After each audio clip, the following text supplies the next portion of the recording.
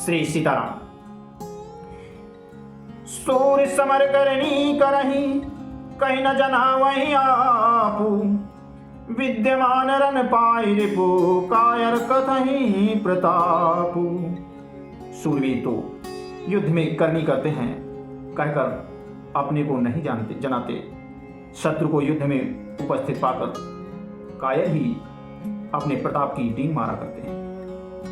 तुम तो कालु हाक जनुलावा, बार बार मोहिला की बुलावा, सुनत लखन के बचन कठोरा, अब परसु सुधारि धर्यो कर घोरा। आप तो मानो काल को ही हाक लगाकर बार बार उसे मेरे लिए बुलाते हैं। लक्ष्मण जी के कठोर वचन सुनते ही परशुराम जी ने अपने भयानक फरसे को सुधार कर हाथ में ले लिया। अब जनि दे दोषु मोहि लोगु, अकटुवादी बालक बध जोगु, बाल बिलो की बहुत मैं बाचा, अब यह मनिहार मरनिहार भा साचा। और बोले अब लोग मुझे दोष ना दें, यह कड़ुआ बोलने वाला बालक मारे जाने के योग्य है। इस बालक को देखकर मैंने बहुत बचाया, पर अब यह सचमुच मरने को ही आ गया है। कौशिक कहा क्षमिए अपराधु, बाल दोष गुण गणहीनक साधु, खर कुठार मैं अकरुण को ही, आगे अपराधी गुरुद्रोही। विश्वामित्र जी ने कहा अपराध क्षमा कीजिए, बालक के दोष और गुण साधु लोग नहीं गिनते। परशुराम जी बोले तीखी धार का कुठार मैं दया रहित और क्रोधी, और यह गुरुद्रोही और अपराधी मेरे सामने। उत्तर देत छोड़ो बिनु मारे, केवल कौशिक सील तुम्हारे, नत एहि काटी कुठार कठोरे, अगुरहि उरिन होते श्रम थोरे। उत्तर दे रहा है इतने पर भी मैं इसे बिना मारे छोड़ रहा हूं, सो हे विश्वामित्र केवल तुम्हारे सील से, नहीं तो इसे इस कठोर कुठार से काटकर थोड़े ही परिश्रम से गुरु से उरीण हो जाता है। गाधि सुन कहे हृदय हसी, मुनि हरियर हरई सूझ, आय मैं खाड़ ना उख ऊख मैं, अजहु न बूझे अबूझ। विश्वामित्र जी ने हृदय में हंसकर कहा मुनि को हरा ही हरा सूझ रहा है, अर्थात सर्वत्र विजयी होने के कारण ये श्री राम लक्ष्मण जी को भी साधारण क्षत्रिय ही समझ रहे हैं, किंतु यह लोहमयी केवल फौलादी बनी हुई खाड़ खड्ग है, ऊख की खाड़ नहीं जो मुंह में लेते ही गल जाए। मुनि अब भी बेसमझ बने हुए हैं, इनके प्रभाव को नहीं समझ रहे। कहे लखन मुनिशील तुम्हारा, को नहीं जान विदित संसारा, माता पिता ही उरिन भैनी के, अगुर रिनु रहा सोचु बड़ जी के। लक्ष्मण जी ने कहा हे मुनि आपके शील को कौन नहीं जानता, वो संसार भर में प्रसिद्ध है। आप माता पिता से तो अच्छी तरह उऋण हो ही गए, अब गुरु का ऋण रहा जिसका जी में बड़ा सोच लगा है। सो जनु हमरे ही माथे काढ़ा, दिन चली गए ब्याज बड़ बाढ़ा, अब अनिय व्यवहारिया बोली, तुरंत देव मैं थैली खोली। वो मानो हमारे ही मत्थे काढ़ा था, बहुत दिन बीत गए, इससे ब्याज भी बहुत बढ़ गया होगा, अब किसी हिसाब करने वाले को बुला लाइए तो मैं तुरंत थैली खोल कर दे दूं। सुनी कटु बचन कुठार सुधारा, हाय हाय सब सभा पुकारा, भृगुबर परसु देखा वह मोही, विप्र विचारी बचौ नृप दोही। लक्ष्मण जी के कड़वे वचन सुनकर परशुराम जी ने कुठार संभाला, सारी सभा हाय हाय करके पुकार उठी। लक्ष्मण जी ने कहा हे भृगुश्रेष्ठ आप मुझे फरसा दिखा रहे हैं क्या, पर हे राजाओं के शत्रु मैं ब्राह्मण समझकर बचा रहा हूं, तरह दे रहा हूं। मिले न कबहु सुभट रन गाढ़े, अद्विज देवता घर ही के बाढ़े, अनुचित कही सब लोग पुकारे, रघुपति सह नहीं लखन निवारे। आपको कभी रणधीर बलवान वीर नहीं मिले, हे ब्राह्मण देवता, आप घर ही में बड़े हैं, यह सुनकर अनुचित है कहकर सब लोग पुकार उठे। तब श्री रघुनाथ जी ने इशारे से लक्ष्मण जी को रोक दिया। लखन उतरे आहुति सरिस, भृगुबर को किसानु, बढ़त देख जल संवचन, बोले रघुकुल भानु। लक्ष्मण जी के उत्तर से जो आहुति के समान थे, परशुराम जी के क्रोध रूपी अग्नि को बढ़ते देखकर रघुकुल के सूर्य श्री रामचंद्र जी जल के समान शांत करने वाले वचन बोले।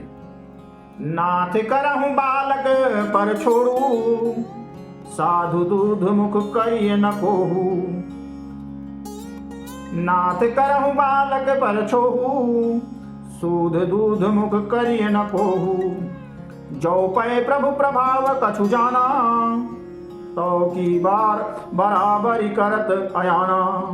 हे नाथ, बालक पर कृपा कीजिए, इस सीधे और दूध मुहे बच्चे पर क्रोध ना कीजिए।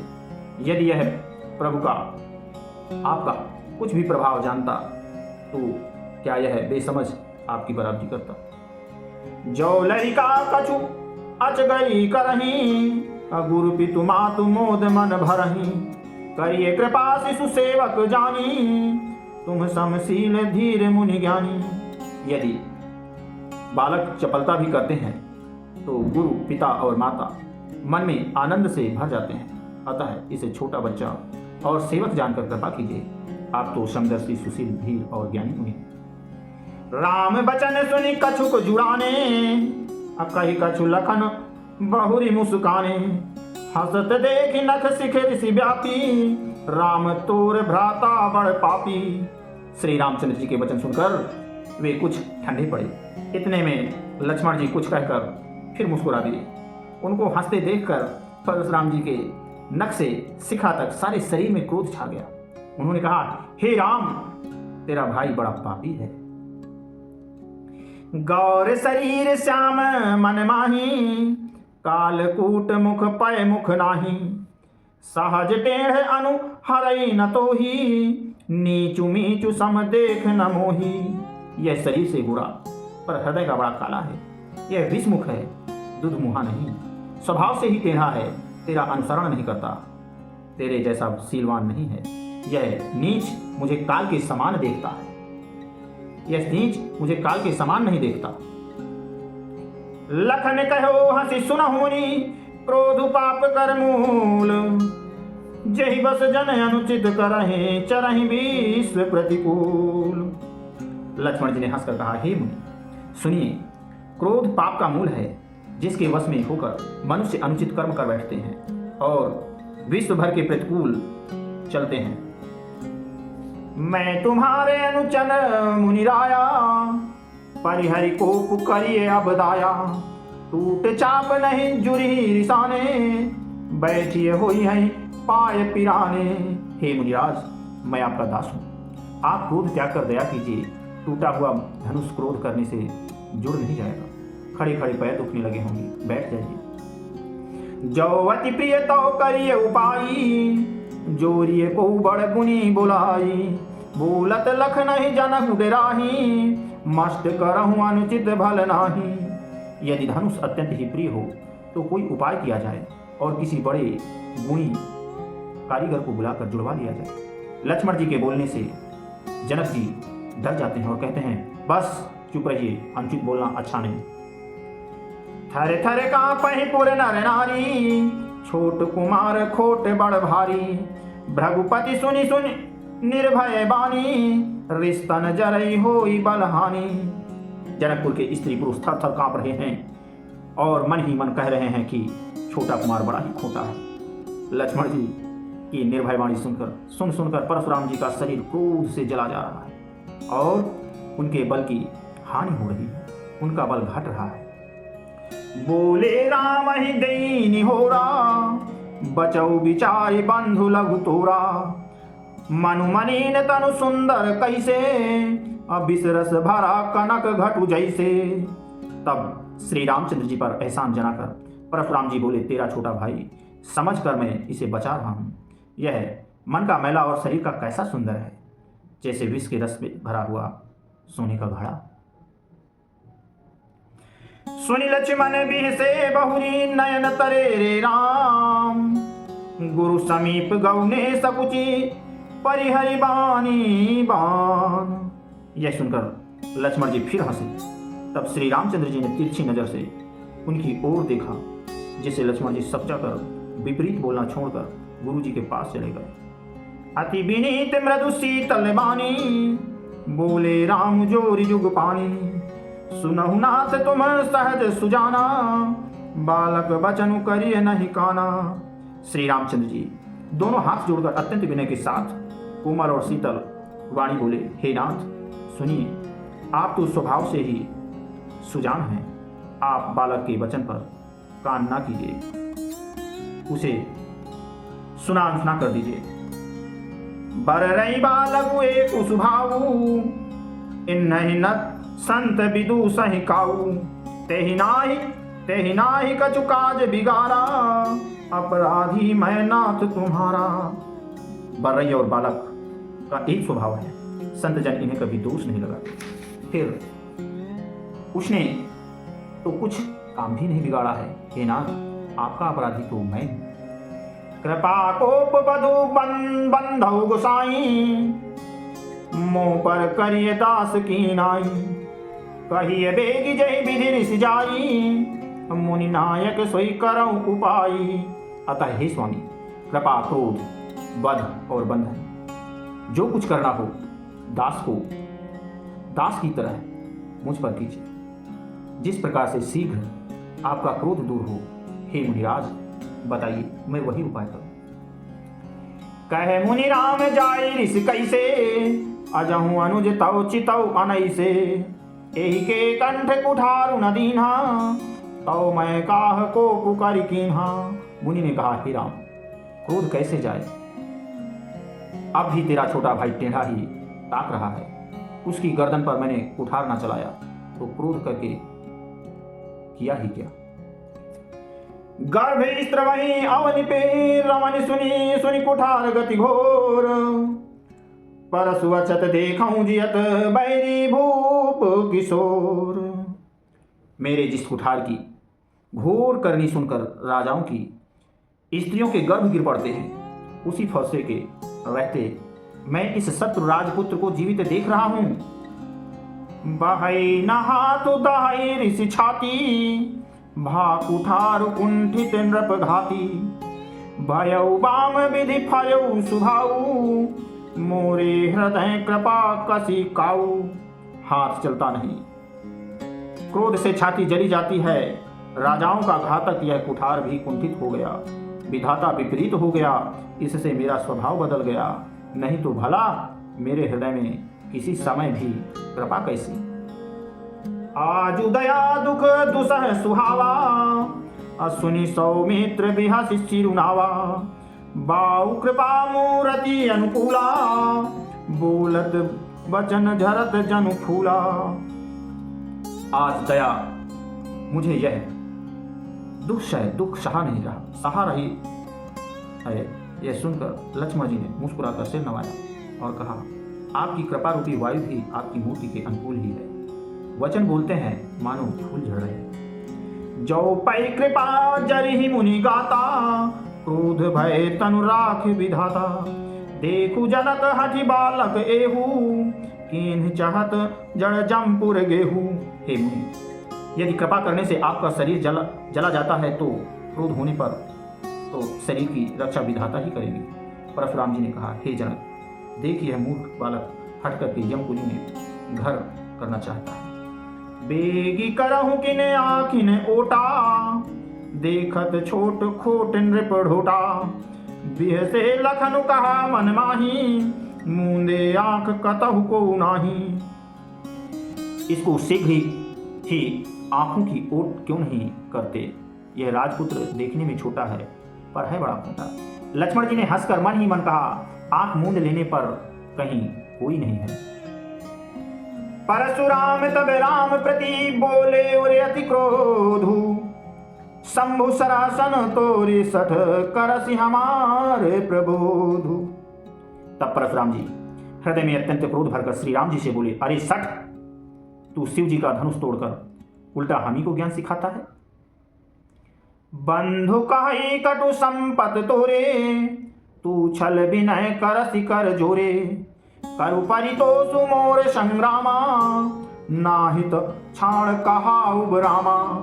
तेरा भाई तेरी ही सम्मति से कटु वचन बोलता है और तू छल से हाथ जोड़कर विनय करता है।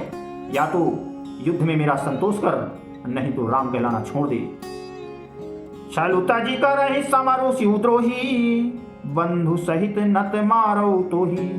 भृगुपति बकहि कुठार उठाए, मन मुस्काहि राम सिरुनाए।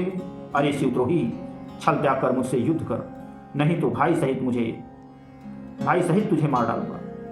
ये इस प्रकार परशुराम जी कुठार उठाए बक रहे हैं और श्री रामचंद्र जी सिर झुकाए मन ही मन मुस्कुरा रहे हैं। गुनह लखन करे हम कर रोसू, कतहु सुधाएहु ते बड़ दोसू।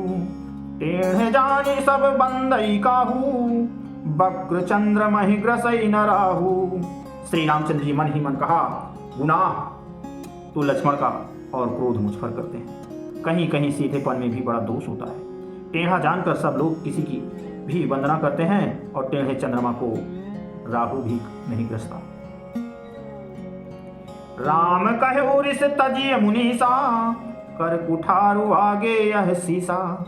जहि रिस जाई करी सोई स्वामी, मोहि जानिए आपन अनुगामी। श्री रामचंद्र जी ने कहा, हे मुनीश्वर, क्रोध छोड़िए, आपके हाथ में कुठार है और मेरा यह सिर आगे है। जिस प्रकार आपका क्रोध जाए हे स्वामी, वही कीजिए, मुझे अपना अनुचर जानिए। प्रभु ही सेवक ही समरुकस, तजहु विप्र बर रोषु। बेसु बिलो के कहसी, कछु बालक कहु नहीं दोषु। स्वामी और सेवक में युद्ध कैसा? हे ब्राह्मण श्रेष्ठ, क्रोध का त्याग कीजिए। आपका वेश देखकर ही बालक ने कुछ कह डाला था, वास्तव में उसका भी कोई दोष नहीं है। देखी कुठार बाण धनुधारी, भय लरी कहीं ऋषि वीर विचारी। नामु जान पै तुम्हें न चिन्हा, वंश सुभाए उतरते ही दीन्हा। आपको कुठार बाण और धनुष धारण किए देखकर और वीर समझकर बालक को क्रोध आ गया। वो आपका नाम तो जानता था, पर उसने आपको पहचाना नहीं। अपने वंश के स्वभाव के अनुसार उसने उत्तर दिया, जो तुम्हें आओते हूँ मुनि की नाई। पदरज सिरु शिशु धरत गोसाई। क्षमा हूँ चूके अनजानत केरी, अचहिए भी प्रयोर कृपा घनेरी। यदि आप मुनि की तरह आते तो हे स्वामी, बालक आपके चरणों की धूल सिर पर रखता। अनजाने की भूल को क्षमा कर दीजिए। ब्राह्मणों के हृदय में बहुत अधिक दया होनी चाहिए। हम ही तुम्हें सिर बरी कसिना था, कहु न कहा चरण कह माथा। राम मात्र लघु नाम हमारा, परसु सहित बड़ नाम तुम्हारा। हे नाथ, हमारी और आपकी बराबरी कैसी? कहिए ना, कहाँ चरण और कहाँ मस्तक? कहाँ मेरा राम मात्र छोटा सा नाम और कहाँ आपका परसु सहित बड़ा नाम है। देव एक गुण धनुष हमारे, 9 गुण परम पुनीत तुम्हारे। सब प्रकार हम तुम संहारे, क्षमा विप्र अपराध हमारे। हे नाथ, हे देव, हमारे तो एक ही गुण धनुष है और आपके परम पवित्र साम, सम, दम, तप, सम, क्षमा, सरलता, ज्ञान, विज्ञान और आस्तिकता, ये 9 गुण हैं। हम तो सब प्रकार से आपसे हारे हैं। हे विप्र, हमारे अपराधों को क्षमा कीजिए। बारे बारे मुनि विप्र वर, कहा राम सन राम। बोले भृगुपति सरुस हंसे, तहु बंधु समबाम। श्री रामचंद्र जी ने परशुराम जी को बार बार मुनि और विप्रवर कहा। तब भृगुपति परशुराम जी कुपित होकर अथवा क्रोध की हंसी हंसकर बोले, तू भी अपने भाई के समान ही टेढ़ा है। निपटहि द्विज करि जानहि मोहि, मैं जस विप्र सुनावऊं तोहि। चाप स्त्रुआ सर आहुति जानू, कोप मोरि अति घोर कृशानु। तू मुझे निरा ब्राह्मण ही समझता है, मैं जैसा विप्र हूँ तुझे सुनाता हूँ। धनुष को स्त्रुआ, बाण को आहुति और मेरे क्रोध को अत्यंत भयंकर अग्नि जान। शमिधि सेन चतुरंग सुहाई, महामहीप भये पशुआई। मैं एहि परसु काटी बलि दीन्हे, समर यज्ञ जप कोटिन्ह कीन्हे। चतुरंगनी सेना सुंदर समिधाएं, यज्ञ से जलाई जाने वाली लकड़ियां हैं। बड़े बड़े राजा उसमें आकर बलि के पशु हैं, जिनको मैंने इसी फरसे से काट कर बलि दिया है। ऐसे करोड़ों जपयुक्त रण यज्ञ मैंने किए हैं, जहां जैसे मनोच्चारण पूर्वक स्वाहा शब्द के साथ आहुति दी है, उसी प्रकार मैंने पुकार पुकार कर राजाओं की बलि दी है। मोरे प्रभाव विदित नहीं तोरे, बोल सिन्नी धरि विप्र काय भोरे। भांजऊ चाप दापु बड़ बाढ़ा, अहमिति बनहु जीत जगु ठाढ़ा। मेरा प्रभाव तुझे मालूम नहीं, इसी से तू ब्राह्मण के धोखे मेरा निरादर करके बोल रहा है। धनुष तोड़ डाला, इससे तेरा घमंड बहुत बढ़ गया है। ऐसा अहंकार है मानो संसार को जीत कर खड़ा है। राम कहा मुनि कहा विचारी, ऋषि अति बड़ी लघु चूक हमारी। छुअता ही टूट पिनाक पुराना, मैं के ही हेतु करऊं अभिमाना। श्री रामचंद्र जी ने कहा, हे मुनिवर, विचार कर बोलिए, आपका क्रोध बहुत बड़ा है और मेरी भूल बहुत छोटी है। धनुष पुराना था, छूटे ही टूट गया, मैं किस कारण अभिमान करूं। बोलिए श्री सीताराम। इसके आगे की कथा आप सभी को कल सुनाई जाएगी। तब तक के लिए सीताराम। जिन लोगों को यह कथा अच्छी लग रही है वो लोग मेरे चैनल को सब्सक्राइब करें, वीडियो को लाइक और शेयर करें। तब तक के लिए श्री सीताराम। जय जय श्री राम।